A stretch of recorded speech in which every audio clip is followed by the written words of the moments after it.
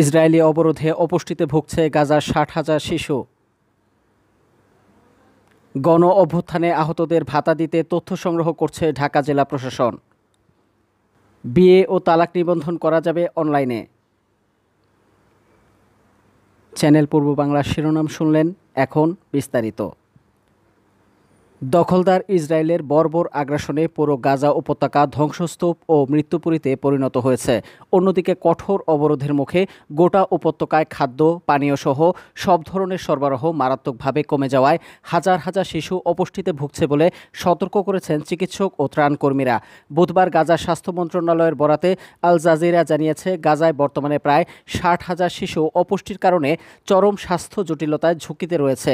এদিকে জাতিসংঘ জানিয়েছে, ইসরায়েলি বাহিনীর জারি করা বাস্তুচ্যুতির নির্দেশনার কারণে ২১টি পুষ্টিকেন্দ্র বন্ধ হয়ে গেছে, যার ফলে ইতোমধ্যেই অপুষ্টিতে ভোগা প্রায় ৩৫০ শিশুর চিকিৎসা ব্যাহত হচ্ছে। জুলাই আগস্ট গণ অভ্যুত্থানে আহত যোদ্ধাদের ভাতা দেওয়ার উদ্দেশ্যে তথ্য সংগ্রহ শুরু করেছে ঢাকা জেলা প্রশাসন। একই সঙ্গে তাদের শুভেচ্ছা স্মারক দেওয়া হয়েছে। বুধবার ঢাকা জেলা প্রশাসক কার্যালয় প্রাঙ্গণে এ আয়োজন করা হয়। অনুষ্ঠানে প্রধান অতিথি হিসেবে উপস্থিত ছিলেন জেলা প্রশাসক তানভীর আহমেদ। তিনি তার বক্তব্যে বলেন, জুলাই আগস্ট গণ অভ্যুত্থানে শহীদ এবং আহত ব্যক্তিদের নিয়ে মুক্তিযুদ্ধ বিষয়ক মন্ত্রণালয়ের অধীনে গণ অভ্যুত্থান সংক্রান্ত বিশেষ সেল নিরলসভাবে কাজ করছে।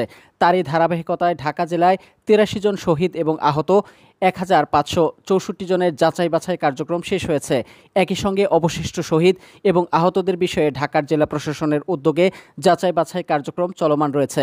তিনি আরও বলেন, ঢাকা জেলার শহীদদের মধ্যে এ পর্যন্ত ৬০ জন শহীদ পরিবারের সঞ্চয়পত্র ক্রয়ের জন্য উত্তরাধিকার ও নমিনির তথ্য গণ অভ্যুত্থান সংক্রান্ত বিশেষ সেল মুক্তিযুদ্ধ বিষয়ক মন্ত্রণালয়ে পাঠানো হয়েছে।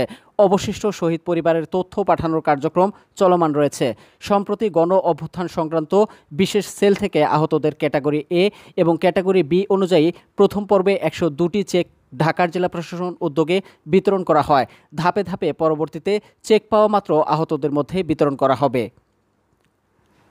মুসলিম বিবাহ ও তালাক নিবন্ধন বিধিমালা ২০০৯-এর সংশোধন করেছে সরকার। এর মাধ্যমে বিয়ে ও তালাক নিবন্ধন ম্যানুয়ালির পাশাপাশি অনলাইন পদ্ধতিতেও সম্পাদন করা যাবে।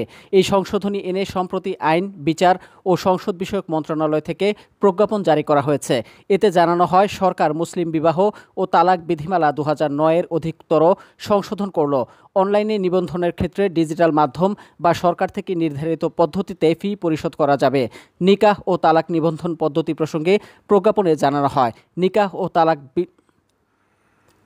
ও তালাক নিবন্ধন ম্যানুয়ালি বা অনলাইন পদ্ধতিতে সম্পাদন করা যাবে। এতে আরও জানানো হয়, অনলাইন নিবন্ধনের ক্ষেত্রে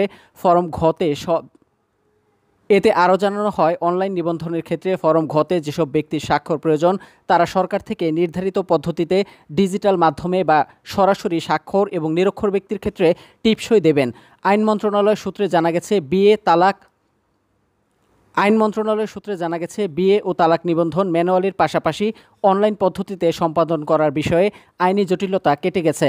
এখন এ বিষয়ে সফটওয়্যার তৈরি সহ অন্যান্য কাজ সম্পাদনা করা হবে। এরপর অনলাইন পদ্ধতি চালু হবে।